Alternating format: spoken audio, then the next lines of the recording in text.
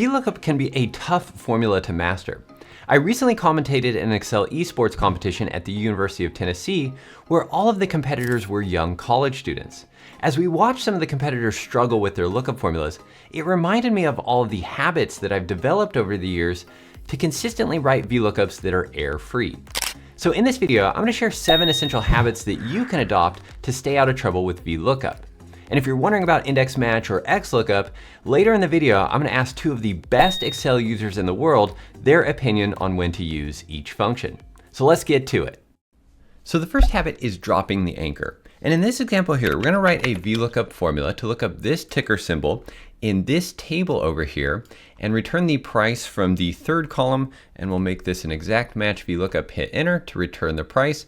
And then as I copy this down, you'll notice I get an error right here. And that's because as I was writing this formula, I made one of the most common errors you can make with VLOOKUP, which is forgetting to make the table array an absolute reference. So as we copy the formula down, the table array also moves down, and this lookup value is no longer in the table, and therefore VLOOKUP is going to return an error. So one way to fix this, and we'll go ahead and rewrite the formula. So equals VLOOKUP, tab into that. We have our ticker symbol, comma, select the table array. And after you select the table array, this is the essential habit you want to get into, which is pressing F4 on the keyboard. That's going to make this an absolute reference. If you're on the Mac, that shortcut will be Command T.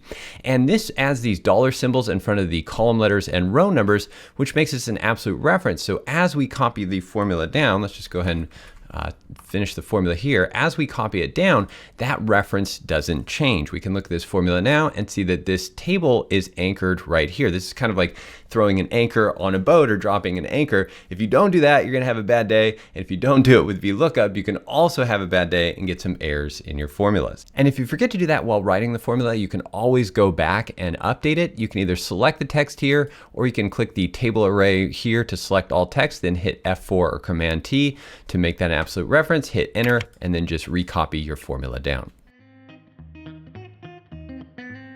Now, another common issue with VLOOKUP is forgetting the last argument. The range lookup argument is actually optional. You can tell that because it has square brackets around it. And this defaults to an approximate match or a true value when you don't specify it. But we want to use false or exact match. So one thing I do here after pressing the comma, I'll hit the down arrow and then the tab key, and that will fill in the false.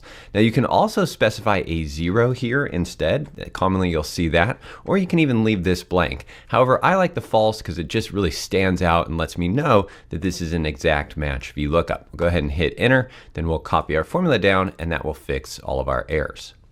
And one quick side note here, the new Xlookup function does default to an exact match, and it only has 3 required arguments, but there is one drawback that we'll talk about later in the video. The next issue is what I call the invisible error, and this is especially common if you're copying data from the internet and pasting it to Excel. So the reason for this error is that we have a space at the end of the lookup value here. If you double click the cell or hit F2 on the keyboard, you can see that there's a space there where my text cursor is blinking. And if we go over here to this value that we're trying to match, there is no space here. So these 2 values are actually a mismatch, and that's why we're getting an error.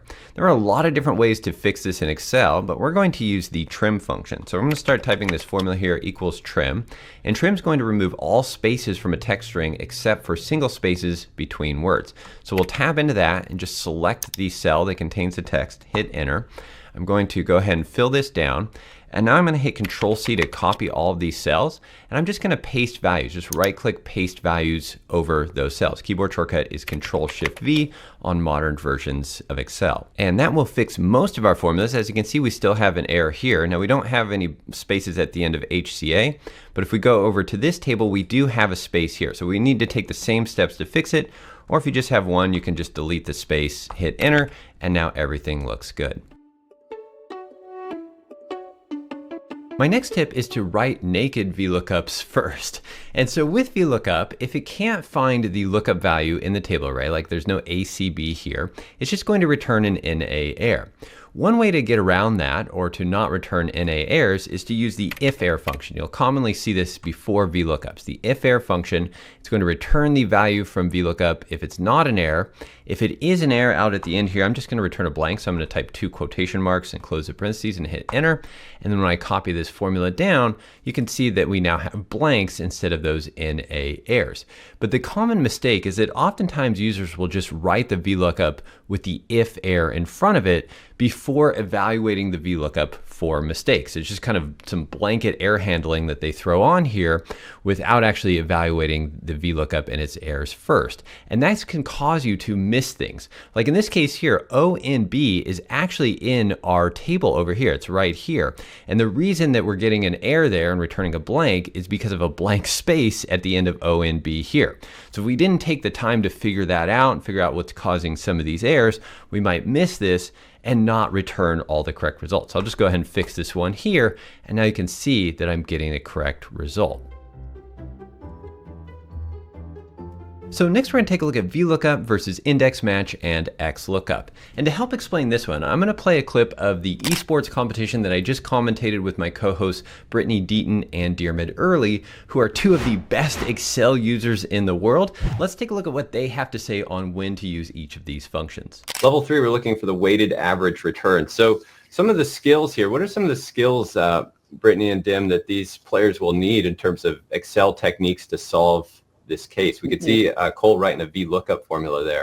It's funny, just as we flipped over to him, he was doing an index match, and I was about to say, this is good. This is what they're teaching them in college now. But then he turned to a VLOOKUP. Which can still work. Yeah, of course. There's a lot of hate for VLOOKUP at times, but it still has its place. But I think the competitors have some options between the VLOOKUP, the Xlookup, the index match. The point being, they need to get at that information at the stock level and look up a specific ticker to find the information and return that. And lots of different ways to get at that, which I think is the beauty of Excel, is there's a dozen ways to get the same thing. Pretty sure Dim and I have completely different methods in our case files right now. Yep. Well, I was going to ask you, since we're at the VLOOKUP here, we saw Cole writing a VLOOKUP. In this scenario, obviously Xlookup's the new guy on the block and supposedly the best. But in this scenario, to me, a VLOOKUP's actually faster to write because you don't have to select 2 columns. Do you ever find yourselves writing VLOOKUPs for that reason, or am I the only weirdo? No, 100%. When you have to go off to a different tab or a different file, and especially like I often find I'm doing this where I'm like, I need to add, look up what region does this employee sit in or something, and I'm going to just grab it from another file and then copy value, paste it. And like in that situation, you don't have to worry about, well, someone adds a column later and your VLOOKUP breaks or something like that. I still use VLOOKUP all the time, as much as, it gets a bad rap sometimes. So the main takeaway here is that there are pros and cons to each of these functions. With VLOOKUP, it is prone to breaking when you insert or delete columns because this formula is still returning the 3rd column here, which is the incorrect result. Both index match and Xlookup don't suffer from that issue because they reference individual columns, but the point that Dim and I were making there at the end is that VLOOKUP can be faster to write because we're only referencing and only having to select one range here, which is the table array. So again, the essential skill for any Excel pro here is to know when to use each of these functions in different scenarios. And I do have a video that covers Xlookup and VLOOKUP in more detail. I'll link that in the description below. And to further explain that point, I want to share some shortcuts and tips to help you write VLOOKUPs faster. So here I'm going to start typing equals VLOOKUP. I'll hit the tab key to open up the formula, left arrow over, type a comma, then right arrow over to the top left corner of the table or the data table here. Control Shift End will select all of the used cells in this table array here. And one thing I look at right now is in this screen tab it says 5C. That lets me know that the selection is 5 columns wide. And since I want to return this 5th column, I'm going to use a 5 here, so I don't actually have to count all of these columns. Now before I do that, I'm going to hit F4 on the keyboard to make that an absolute reference, comma 5, comma down arrow tab for false, hit enter, and then again we can just double click the fill handle here to copy these down, and those are some tips that'll help you write VLOOKUPs faster. And my final tip is to avoid formula stuffing. So in this example here, we need to calculate the percentage return by doing several VLOOKUPs into these tables over here. And one way to do this is with all of the VLOOKUP formulas in one single formula. This is what I call formula stuffing because everything's stuffed into one formula.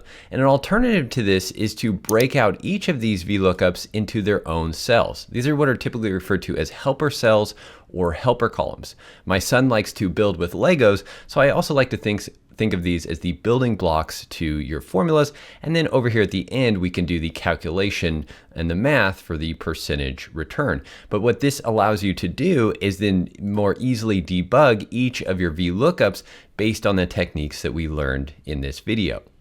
And we put together this free one-page guide to help you remember these habits. Let us know in the comments which one is your favorite or if there are any that I missed. So I hope this helps you prevent errors and write your formulas faster. Many of the tips I shared will also work with other formulas like index match or Xlookup. But if you're just getting started on your journey with VLOOKUP, then check out this video next. Thanks again for watching, have a great day, and I'll see you in the next video.